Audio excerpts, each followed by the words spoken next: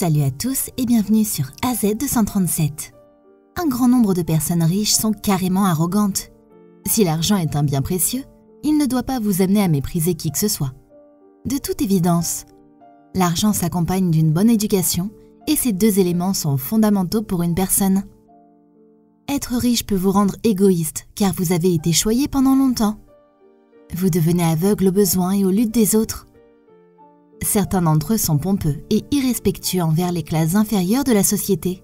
L'argent est formidable lorsque vous cherchez à acheter des objets physiques coûteux, mais il ne peut pas être utilisé que pour le caractère et la personnalité. Personne ne peut vous dire à quoi utiliser votre argent, tant que vous ne faites de mal à personne. Vous pouvez avoir tout le luxe que vous voulez et aller dans les restaurants haut de gamme. Mais lorsque vous rabaissez quelqu'un à cause de votre argent, vous n'êtes rien de plus qu'une mauvaise personne. C'est ainsi qu'un millionnaire dans un restaurant se moqua d'une femme de ménage. La réaction de cette dernière choqua tout le monde. Regardons son histoire.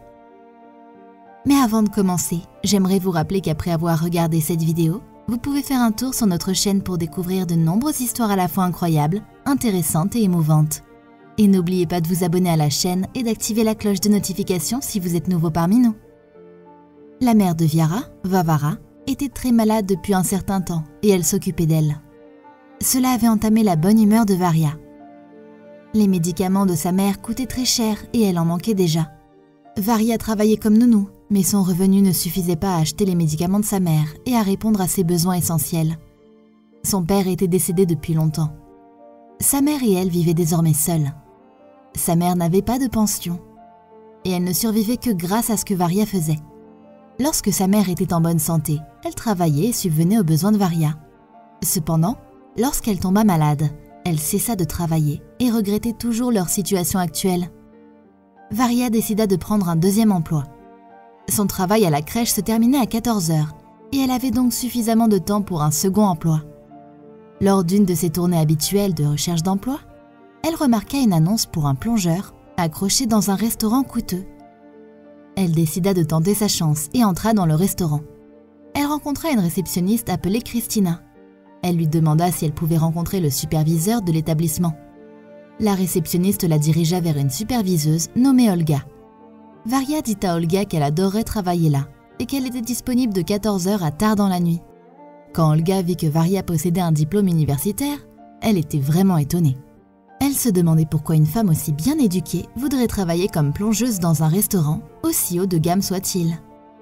Elle savait qu'il n'y avait pas d'autre raison que son besoin évident d'argent.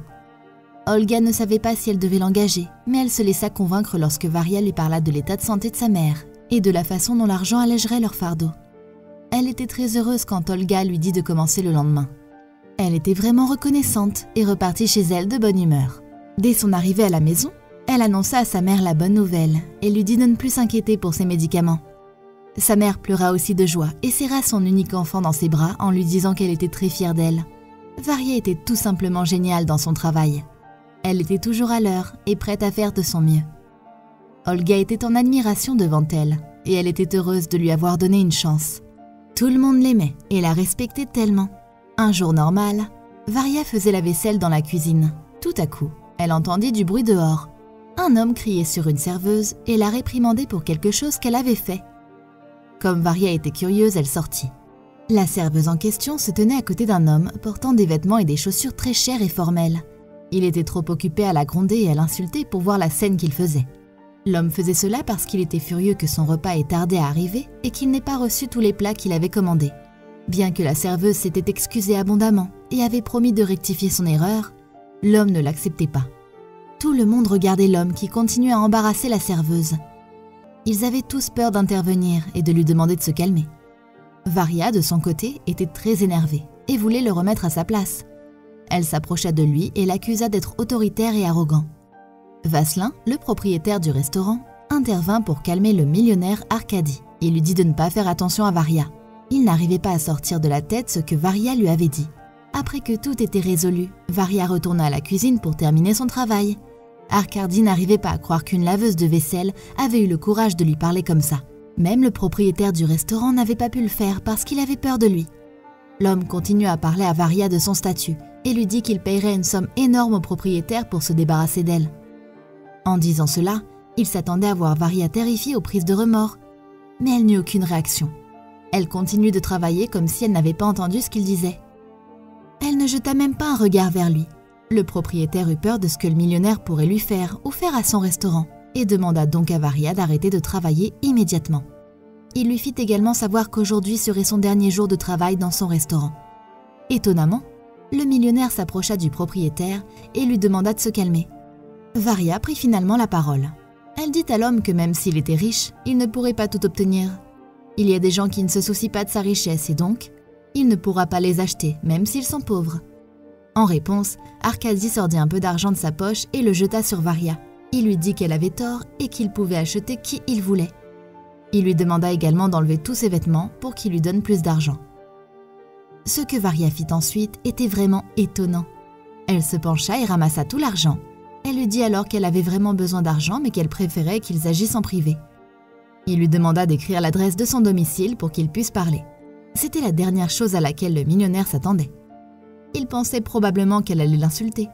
Il sortit un morceau de papier et le donna à Varia pour qu'elle l'écrive. Après avoir terminé, elle se retourna souriante et termina son travail. Les deux hommes restaient à la regarder avec étonnement.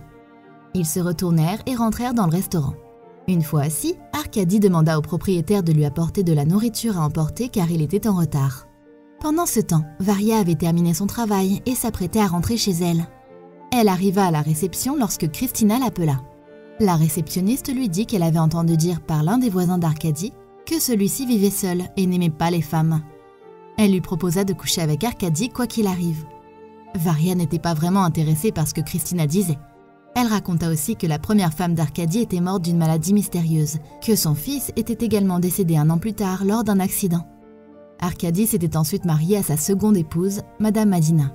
Toutefois, ce mariage ne dura qu'1 an. Il divorça lorsqu'il se rendit compte qu'elle n'était là que pour l'argent et non parce qu'elle se souciait de lui. Depuis, il avait promis de ne plus se marier et il détestait les femmes. Après quelques jours où l'homme ne s'était pas présenté chez elle, Varia pensa qu'il ne viendrait peut-être jamais. Un jour, après être rentrée du travail au restaurant, elle était dans la cuisine en train de préparer à manger pour sa mère et elle quand elle entendit frapper à la porte. Elle arrêta ce qu'elle faisait et alla ouvrir la porte. C'était Arkady sur le côté. Tout d'abord, elle fut surprise et avec un sourire, l'invita à entrer. Tout dans la maison le rebutait.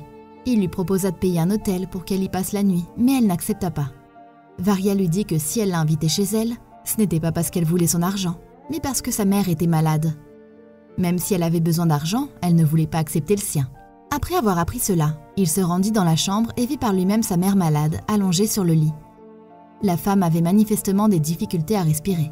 Elle se retourna, l'appela par son nom et lui demanda de s'asseoir car elle ne l'avait pas vue depuis longtemps. L'homme s'approcha, embrassa sa joue et l'appela tante Vavara. Varia demanda à sa mère si elle le connaissait. Elle répondit que son père et le sien étaient amis et que l'homme avait l'habitude de rendre visite à son père. Elle dit également qu'il aimait toutes les sucreries qu'elle préparait pour lui. Arkadia demanda à sa mère si Varia était la fille qu'il avait l'habitude de voir lors de sa visite il y a 15 ans. Tante Vavara répondit que c'était elle.